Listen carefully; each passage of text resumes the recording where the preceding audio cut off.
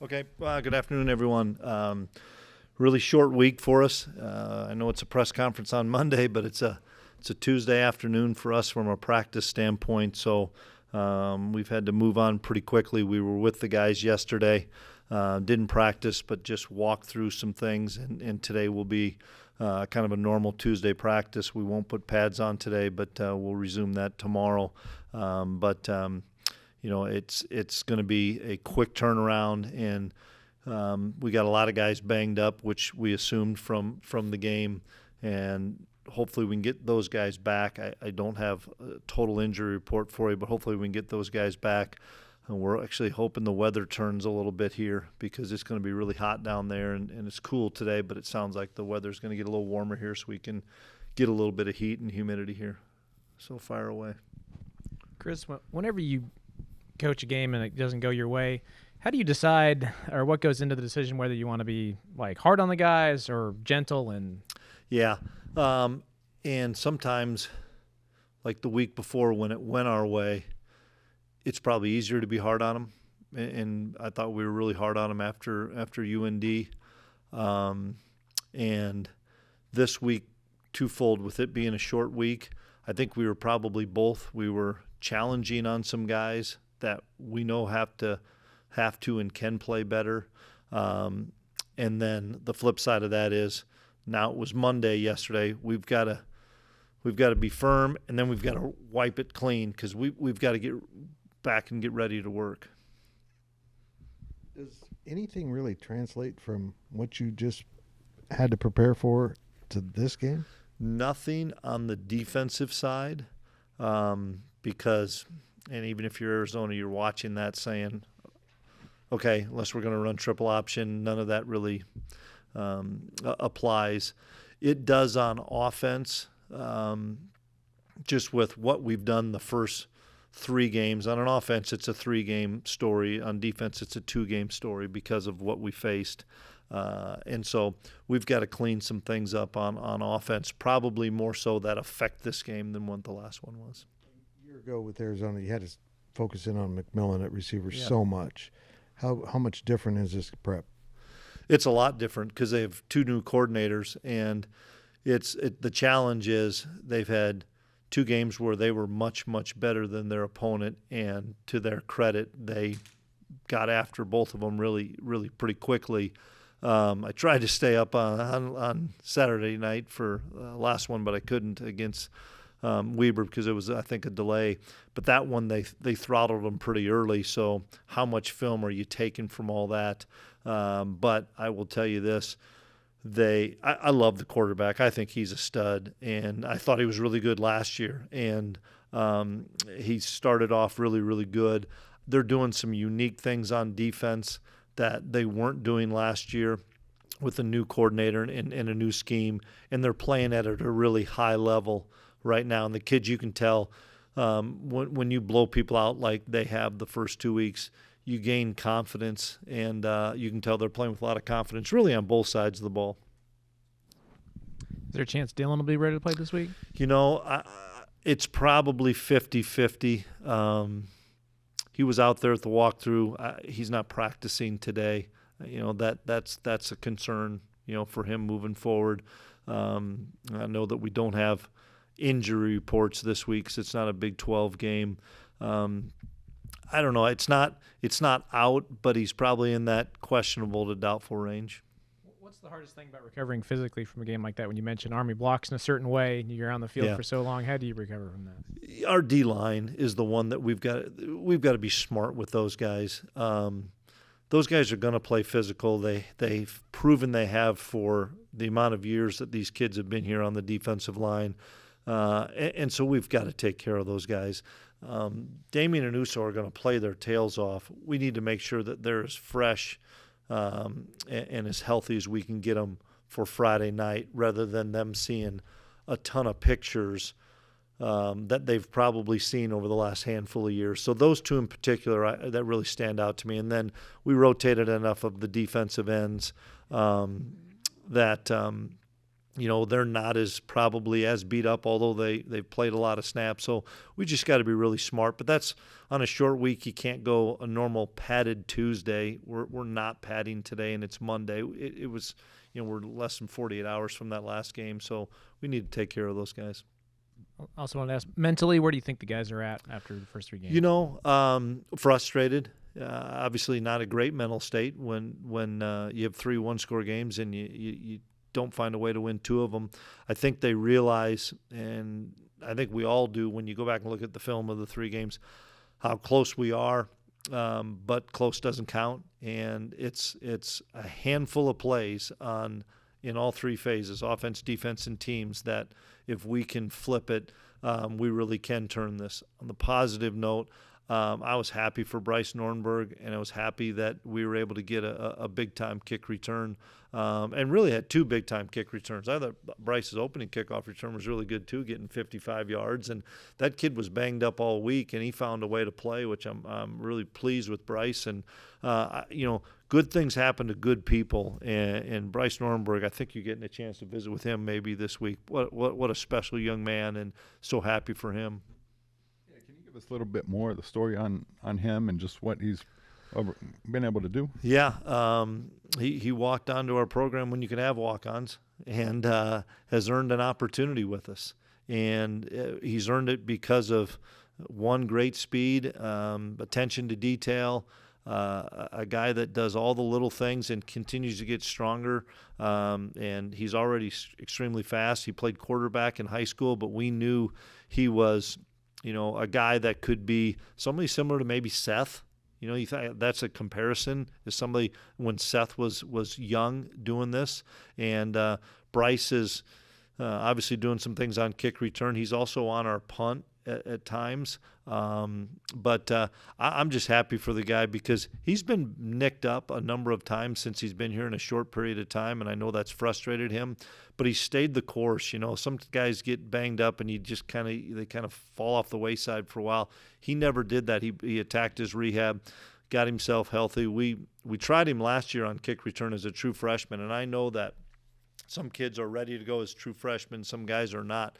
But even if it was just a few returns last year that he got, and I can remember a couple that we played in our stadium, I think that gave him some confidence going back there. And you can tell that, the kid throws his body around. And I know that the guys on the kick return team were excited to get it blocked up for him. I know this is a non-conference game, but if you just look around at the Big 12 teams, just how competitive you feel like this conference is going to be this year. Yeah, we had a couple of really good wins in league play last year, last week, a couple of tough losses in league play. But, I think we all know what kind of conference we have and how competitive it is. And, it just, the quarterback plays, I think, where it's really, really good right now. I know the Baylor kid had a really good day. The TCU kid's a really good player, of guys that I've seen on TV watching a little bit. Obviously, Arizona's kid's really, really good. Iowa State's kid's good. Arizona State's kid's good. Our kid's good. So, that's the big thing is the quarterback play. KU's got a great quarterback. It's quarterback driven. Is Bryce on scholarship now? Yes. Okay. It's I feel yes. like a butt's coming. Yes, he is on some scholarship right now. You bet. Okay. Okay, that's what I don't know how to explain anymore. Yeah, that's available to you now. Exactly right. We were able to, and I think that's the best way to put it, Fitz. We were able to take care of a handful of kids in the past where you couldn't give them anything. Now we're able to take care of them in some capacity.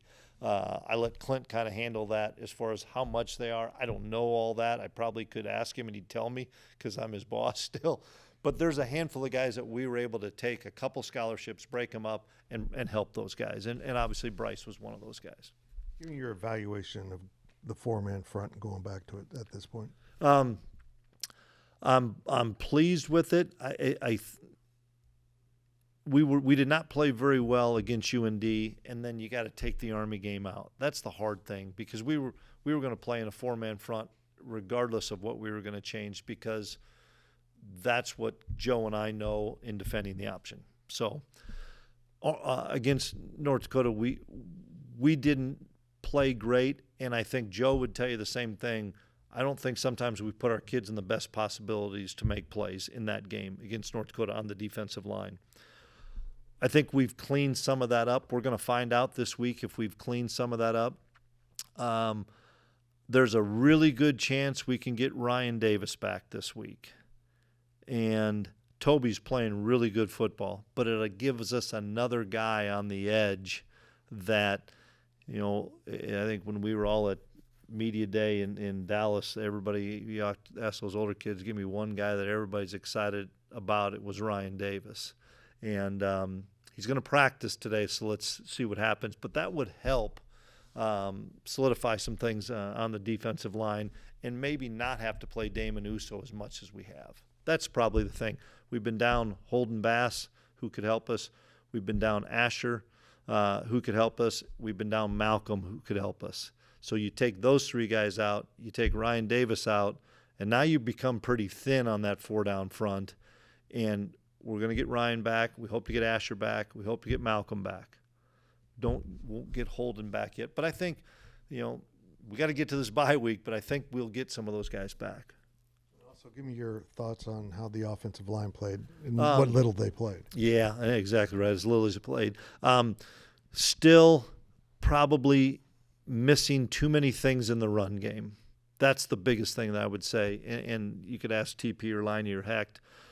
We missed ID'd some stuff more so than we're just not sustaining blocks as much. And we addressed it yesterday. We corrected it.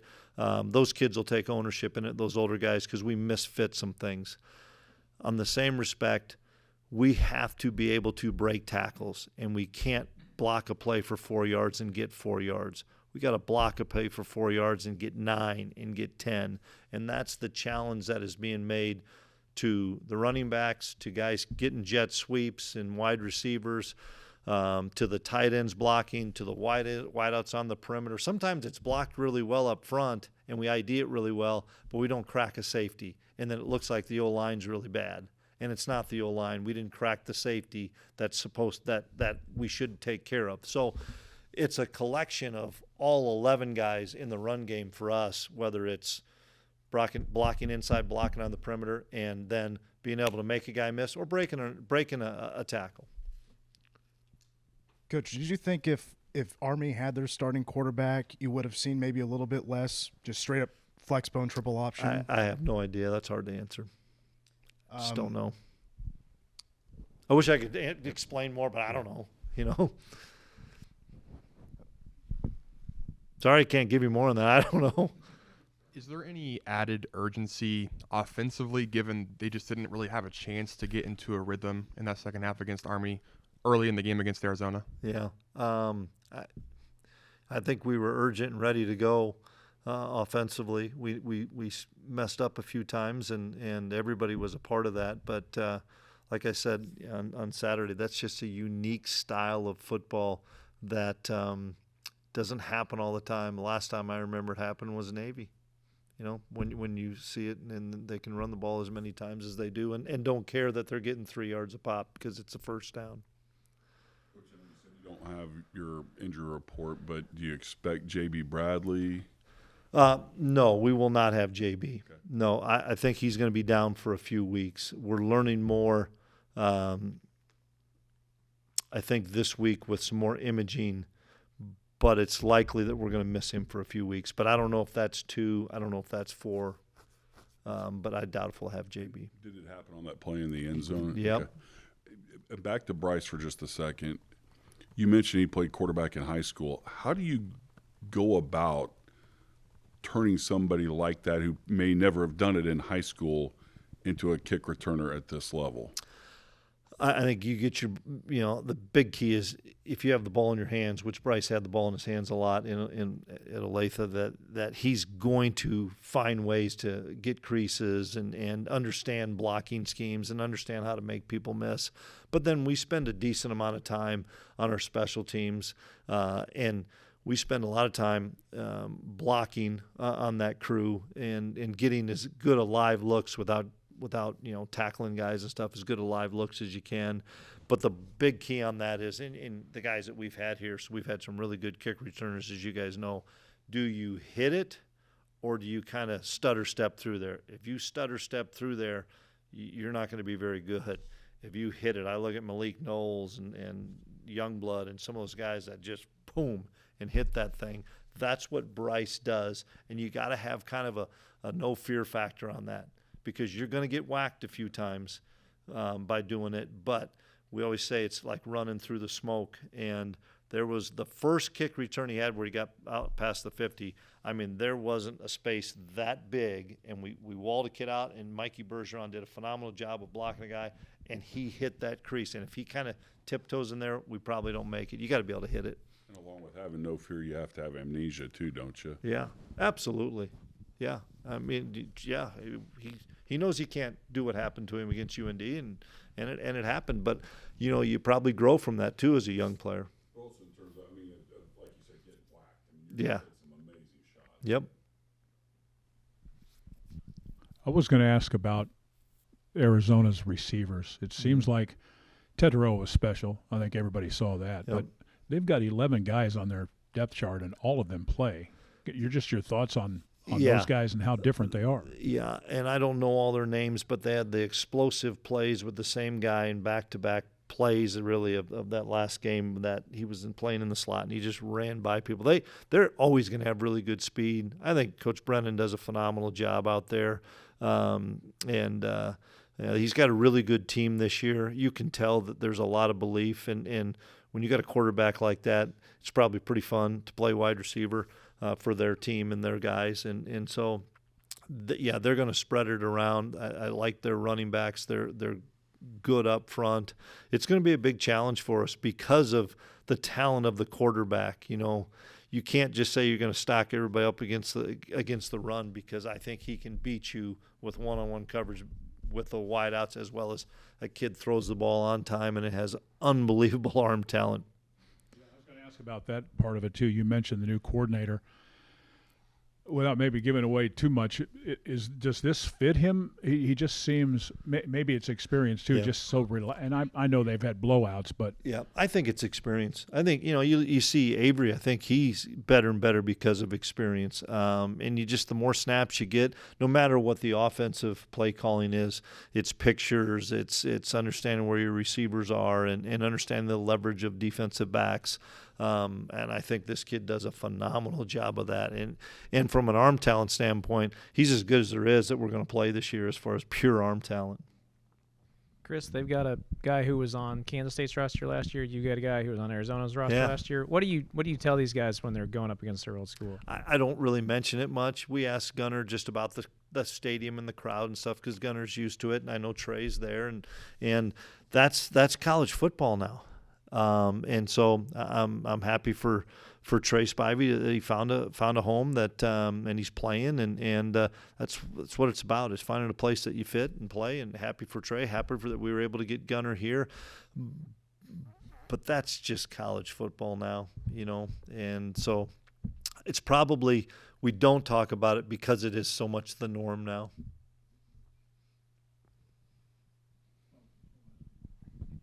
you mentioned the other night blocking out the outside noise. Yep. How difficult is that as the boss of this outfit to kind of make that happen, or try to make that happen? For myself, it's pretty easy.